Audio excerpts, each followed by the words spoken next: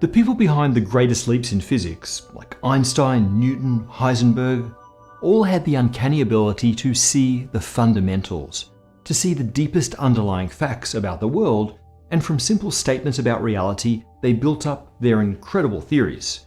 Well, what if we had a recipe book for doing exactly this? One might be just around the corner.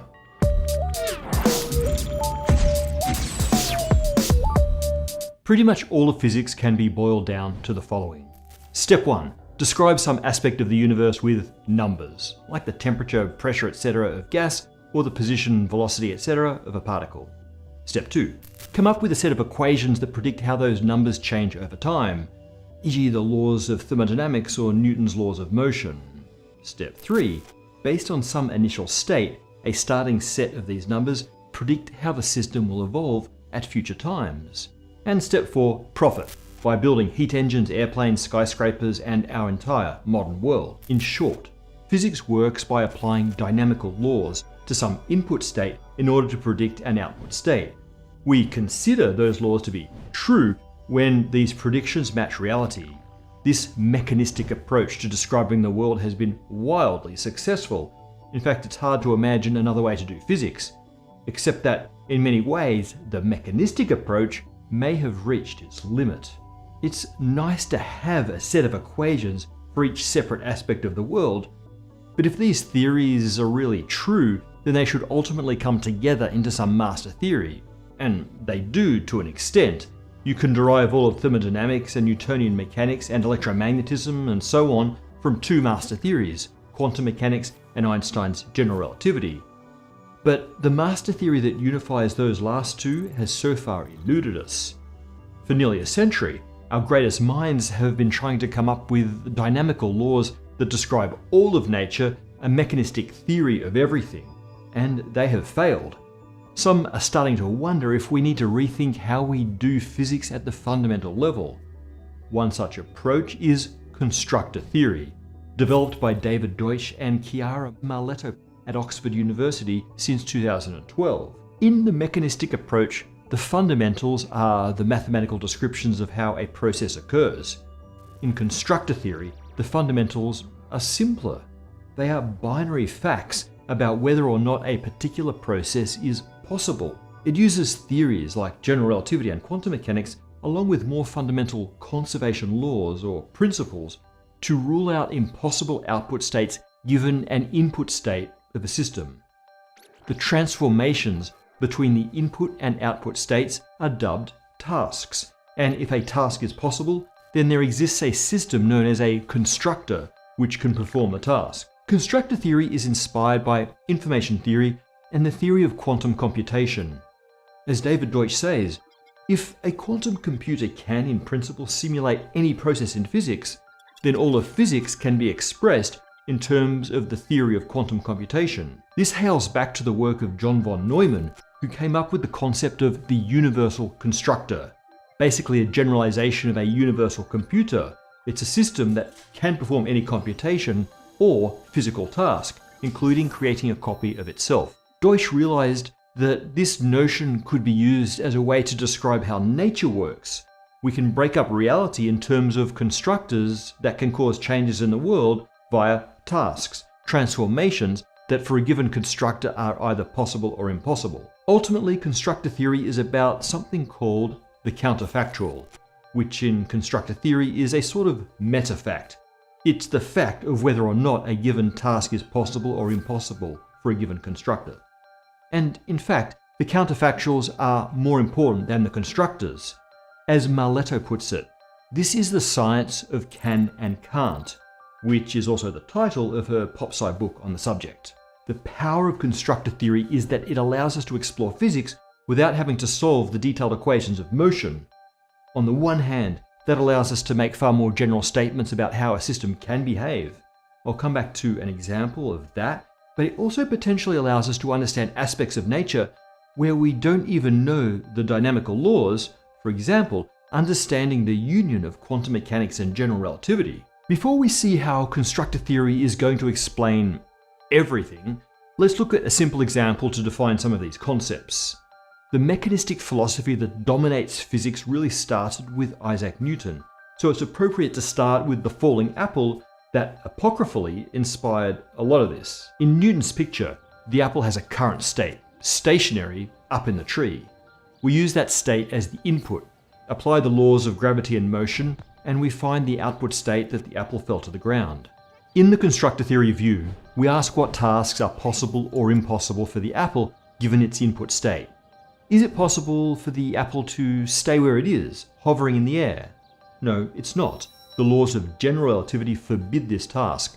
As a free-falling body, the apple must follow a geodesic through space-time, which results in it falling towards the Earth. What about the task of the apple transmuting into gold? Once again, this task is impossible since it's ruled out by the laws of quantum mechanics and the principle of conservation of energy. In fact, the only possible task available to our apple is the one which results in its output state that we calculated earlier. This just serves to give an idea of the perspective shift in constructor theory. But let's look at a case where this is actually useful. David Deutsch gives the example of a perpetual motion machine of the first kind, a device from which infinite energy can be extracted. For example, a wheel powered by falling water that also pumps the same water back to the top, while at the same time driving an electric generator. We can rule out the possibility of this with a mechanistic explanation, talking about the torque induced by the generator to slow the wheel, which stops it pumping water fast enough to maintain the same power.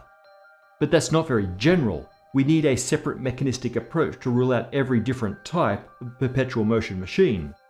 Or we could take a shortcut. The law of conservation of energy says that it's impossible to create energy from nothing, and the second law of thermodynamics tells us that it's impossible for a non-isolated system to keep running forever. By applying general rules about what is possible or impossible, by applying counterfactual statements, we can rule out a much larger space of impossible processes than in the mechanistic approach. You'd be justified in thinking that there is nothing new here. We already use counterfactuals regularly in physics. There's a whole family of rules and laws and theorems that say what can and can't be. We cobble them together into chains of deductive reasoning to carve out our physical laws. They are the sculpture that's left after we carve off all of the can'ts from the marble block of all possible mathematics. But there's something a little ad hoc about the way these rules are applied. An aim of constructor theory is to formalize our statements about what is possible and impossible into a sort of algebra of possibility. At its heart, constructor theory is based on information theory and uses related tools like set theory in its formalism. It focuses on what can and can't be done with information. This means that constructor theory can be applied even when we don't know the dynamical laws of a system, when we don't have a full mechanistic theory. For example, Chiara Malletto has used constructor theory to describe a scenario for testing whether gravity is quantum in nature. And we certainly don't have a mechanistic theory for quantum gravity. This approach relies on defining systems of information, called information media, and how systems of quantum information, or superinformation media, must differ from regular information media, which would be purely classical. For example, for systems of quantum information, there's a particular task that is possible that would be impossible for classical systems. That task is entanglement between information elements, the qubits in the quantum case. The thought experiment goes as follows. You have two qubits.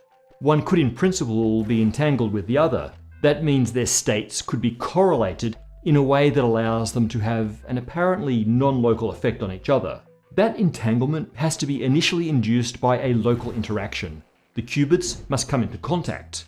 Or it could be induced by a chain of contact, one qubit to another, to a final qubit. From the definitions of what an information medium is, Malletto argues that this chain of quantum elements is equivalent to a quantum field. And she argues that only a superinformation medium, aka a quantum field, could mediate the entanglement of two spatially separated qubits. Therefore, if we could design an experiment that showed that gravity could induce entanglement between separated qubits, then gravity has to have quantum properties. This is cool because it gives us an experimental test of quantum gravity that has absolutely no dependence on a particular theory of quantum gravity. It doesn't need the dynamical laws of such a theory, or even of quantum mechanics or general relativity as they currently stand. At the very least, it pares down the facts that we need to assume about the mechanistic theory in order to make the argument. In this case, just the way informational elements interact, say by entanglement. David Deutsch has said that constructor theory may be the most fundamental way to describe reality, in which case the rest of physics can be derived from constructor theory once it's properly developed.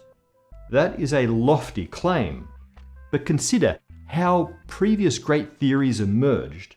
They came from deductive reasoning, the application of crystal clear logic to the most stripped down facts about the world. Einstein's general theory of relativity came from asking what were the inevitable implications of simple statements like the equivalence principle and the invariance of the speed of light. Werner Heisenberg came up with the first version of quantum mechanics by stripping away all but the bare facts about the nature of electron energy levels, including abandoning any pre-existing dynamical laws. Deutsch has called such efforts antecedents of constructor theory, which sounds presumptuous, but it gets to the spirit of the effort, to formalize the process of applying logical deduction from the barest facts, or counterfactuals, of what is possible and what is impossible within this physical space-time. Before we get to comments, I want to tell you about a new documentary series on PBS Voices. American Veteran, Keep It Close. Each episode tells a story of a US military veteran and a special object that they have from their time in service. A vial of lip gloss, a small stone, even a microphone. And how these mementos help to keep them grounded through extreme circumstances. Check it out, link in our description, and let them know that Spacetime sent you. As always, if you've joined us on Patreon, I can't emphasize enough how helpful your support is in keeping this show going. But today, I want to give a huge shout out to our Big Bang supporter, Ari Paul. Ari, without your support, the task of Spacetime would be impossible, which in the language of constructor theory makes you a counterfactual. We are humbled and grateful that as one of the deciders of what is and isn't possible in this universe, you've decided that the laws of physics should permit the existence of spacetime.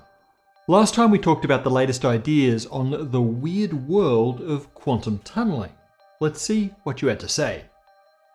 Jeff Page has a great question. Could a particle tunnel through nothing? As in, could it quantum tunnel even through empty space? In fact, do particles travel at all, or do their wave functions just randomly tunnel every which way so that their apparent path is just the averaging out of all this motion? There's a lot to unpack here. First, on the question of whether tunneling can happen through empty space. A particle moving in free space does have a range of possible positions defined by the spread of its position wave function. So if you want to define tunneling as the particle not being exactly where you thought it would be, then the answer is sort of yes. A particle can appear some distance from its most likely position. But that's not the technical definition of tunneling. The presence of a barrier changes the potential energy in that barrier region.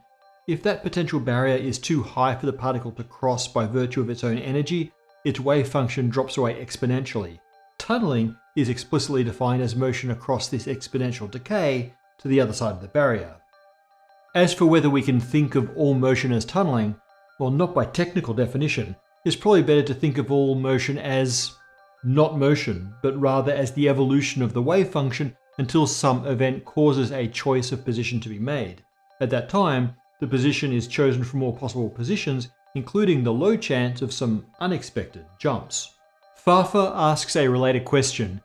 Can the travel during a tunneling event be considered travel at all? Does it just start existing on the other side of the barrier without crossing the intervening space? Well, this is a tough one. It's not clear that the particle itself is ever inside the barrier, but its wave function certainly is inside the barrier, and its wave function does seem to take time to traverse that barrier. It's very, very difficult to define a reasonable concept of time to measure how long this takes, as we discussed in that episode, but various efforts since the 1980s using various definitions of crossing time have shown that it's not instantaneous. In some cases, it's pretty quick, quicker than light would make the same journey sans the barrier. Dragrath1 says, and I quote, Interesting if this does indeed get confirmed to be unable to violate causality. This may be able to greatly strengthen the case for distance being an emergent consequence of causality. If every particle's wave function is really spread over all space, can anything really move at all except in relation to something? Say, a causal update propagating through a network. To that, I only have Daniel Jensen's comment to quote in reply. That feel when causality is only highly statistically likely. You know guys, these comments are telling me that you lot are really starting to get a sense of how far our perception of reality is from baseline reality. For example, we could be a simulation. TB Atlas says that the universe saves CPU space by not fully rendering particles that aren't being viewed by the player. This leads to entities sometimes glitching through walls. Seriously though, imagine you built a video game and one day you noticed the mobs were tapping on the walls and measuring frame rates. Be quiet everyone, back to your assigned paths. The devs will notice.